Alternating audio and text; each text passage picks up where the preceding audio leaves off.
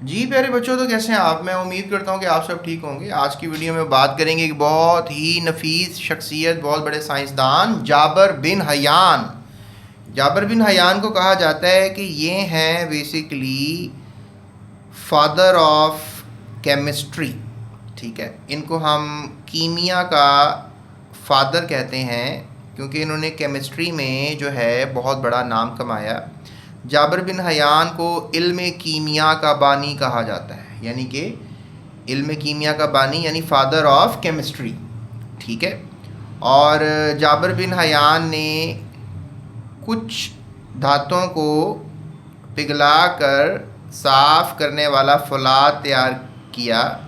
ठीक है, यानी कि इन्होंने जो कच्छ धातें हैं, कच्छ धातें से मुराद है कि जैसे कि गोल्ड, ठीक है, सोना, जैसे कि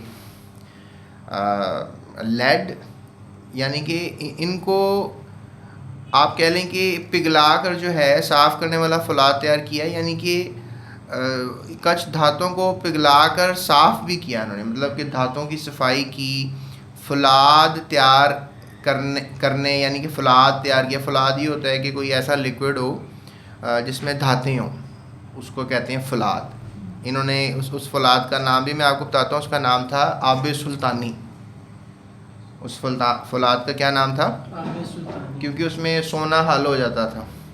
फिर चमड़ा भी बनाया इन्होंने, चमड़ा भी बनाने का तरीका निकाला, कपड़े रंगने का तरीका निकाला, लोहे को जंग से बचाने का तरीका बताया इन्होंने कि लोहे को जंग से कैसे। तो इनके बड़े काम हैं जाबर बिन हयान के ना, ये चीज़ों पे इन्होंने काम किया।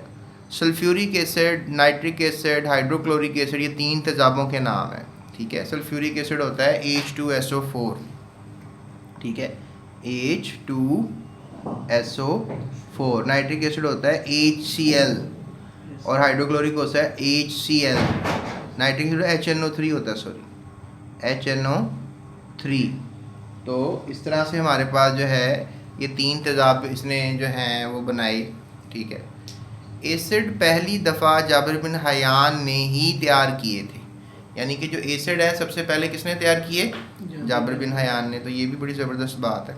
जाबर बिन हयान इनके अलावा भी कई मुरक्कबात के मौजूद थे, यानी कि अगर आप कहें कि भाई इन्होंने सिर्फ नाइट्रिक एसिड, हाइड्रोक्लोरिक एसिड ही तैयार किए, सल्फ्यूरिक एसिड ही तैयार किए, तो ये बात गलत होगी, क्योंकि मुरक्कब कहते हैं कंपाउंड को। इसके अलावा मतलब बहुत से कंपाउंड जिन्होंने बनाए थे। मौजूद का मतलब होता है कि जिन्होंने ईजाद की हो, ठीक है ना, मतलब पहली दफ़ा अगर उन्होंने कोई ये बना दिया सल्फ्यूरिक एसिड, नाइट्रिक एसिड, तो इनकी ईजाद ही हुई ना ये जाबर बिन हयान की। तो वो वार्निश बनाने के तरीक़ों से भी वाकिफ़ थे। वार्निश होता है ये जो लकड़ियों को पेंट करते हैं, हम देखा ना, वो लिक्विड सा होता है लकड़ियों को जो लगाते हैं, उसे क्या कहते हैं? वार्निश। तो वार्निश के बनाने के तरीके भी इनको आते थे जाबर बिन हयान को, मतलब बड़ा बड़ा कुछ जानते थे, मल्टी टैलेंटेड बंदे थे भाई। मैं तो फ़ैन हूँ इनका। क्यों? इनको इसलिए क्या कहा गया? कीमिया का बानी, मतलब केमिकल्स के साथ खेलते थे। सबसे जो ज़बरदस्त बात जो है, जाबर बिन हयान पहले कीमियादान थे जिनकी बाकायदा एक कीमियाई तजुर्बागाह थी, यानी इन्होंने लेबॉरेटरी भी बनाई थी। जिस तरह आप तुम कहो कि मैं ये लेबॉरेटरी बना दूँ इस रूम को, या 7 रूम पे बना लूँ, तो that is going to be a great thing. मैं भी एक तजुर्बागाह तो बना रहा हूँ ना। वो कसर कशीद के अमल के बारे में भी जानते थे। फ्रैक्शनल डिस्टिलेशन का शायद आपने कभी नाम नहीं सुना होगा। इसे कहते हैं कि जिस तरह अगर लेट से दैट कि मेरे पास जो है एक बीकर है, लेट से दैट, और उसके अंदर मैंने जो है वो पानी डाल दिया है, ठीक है, और उसके अंदर मैंने जो है वो अल्कोहल भी डाल दी है, ठीक है, यानी बीकर में जो है वो पानी भी है और अल्कोहल भी है, तो C2H5OH भी है, ठीक है ना। तो बीकर के अंदर ये दोनों चीज़ें हैं। अब बीकर के अंदर जब ये दोनों चीज़ें हैं तो ये तो एक मिक्सचर हुआ ना बीकर के अंदर। बीकर के अंदर क्या हुआ? मिक्सचर। तो अब मैं अगर लेट से दैट इसको गर्म करूँगा तो पानी मुझे पता है कि 100 डिग्री पे उबलता है, और जो ये अल्कोहल है ये 78 डिग्री पे उबलती है। तो पहले जो बुखारात बनेंगे किसके बनेंगे? इसके किसके? हाँ, अल्कोहल के बनेंगे, ठीक है ना, अल्कोहल, अल्कोहल के बनेंगे। तो अल्कोहल के बुखारात अगर आगे मैं कोई डिश लगा दूँ ऐसे, तो ये सारे बुखारात से टकराएंगे, ठीक है। यहाँ पे एक अमल होगा, that is called the condensation. कंडन कसर कशीदगी होगी ना, कंडेंसेशन होगी, इसे कहते हैं कसर कशीदगी। तो फिर यहाँ पर इकट्ठे होंगे।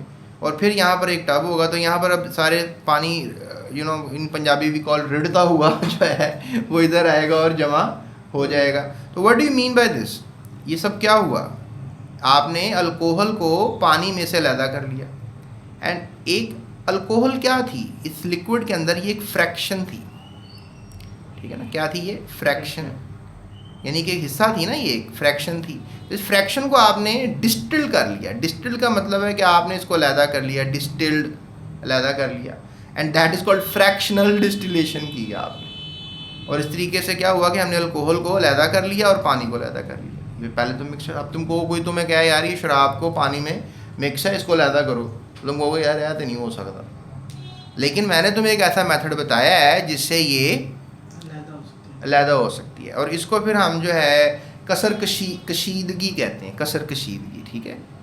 कसर कशीदगी। अब तुमको कसर कशीदगी जो है इसको इंग्लिश में क्या कहते हैं? मैं कहूँगा इसको इंग्लिश में फ्रैक्शन होता है ना लफ्ज़, फ्रैक्शन, तो फ्रैक्शनल डिस्टिलेशन कहते हैं इसको, ठीक है? क्या कहते हैं? Fractional distillation.